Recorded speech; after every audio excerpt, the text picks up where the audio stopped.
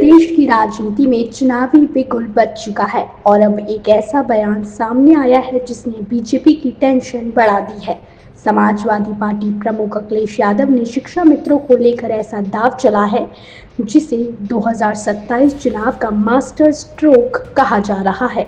सवाल ये है कि क्या 22,000 वोट का ये फॉर्मूला बीजेपी का खेल बिगाड़ देगा। बता दें कि उत्तर प्रदेश में जैसे जैसे चुनाव करीब आ रहे हैं वैसे वैसे सियासी बयानबाजी तेज होती जा रही है। इस बीच शिक्षा मित्रों का मुद्दा एक बार फिर राजनीति के केंद्र में आ गया है। बीजेपी सरकार द्वारा शिक्षा मित्रों का मानदेय 17,000 से बढ़ाकर 18,000 करने के फैसले पर सपा प्रमुख अखिलेश यादव ने जोरदार हमला बोला है। अखिलेश यादव ने दावा किया कि उनकी सरकार में शिक्षा मित्रों को 40,000 रुपए तक मानदेय मिलता था, लेकिन बीजेपी सरकार ने 9 साल तक उन्हें परेशान किया और अब चुनावी हार के डर से केवल 1,000 रुपए बढ़ाकर एहसान दिखाने की कोशिश की है। अपने सोशल मीडिया पोस्ट में अखिलेश यादव ने शिक्षा मित्रों को सीधा संबोधित करते हुए लिखा कि अगर बीजेपी वास्तव में हितैषी है तो पिछले वर्षों का बकाया भी दे। उन्होंने कहा कि शिक्षा मित्रों को हर महीने करीब 22,000 रुपए का नुकसान हुआ है।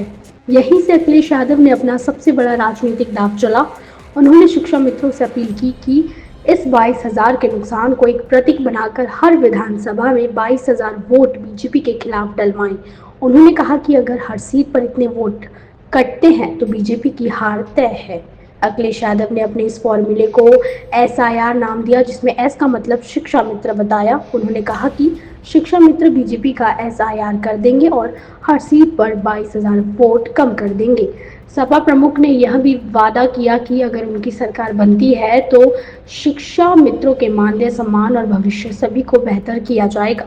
साथ ही जिन शिक्षा मित्रों ने इस संघर्ष के दौरान अपनी जान गंवाई है उनके परिवारों को सहयोग देने की भी बात कही।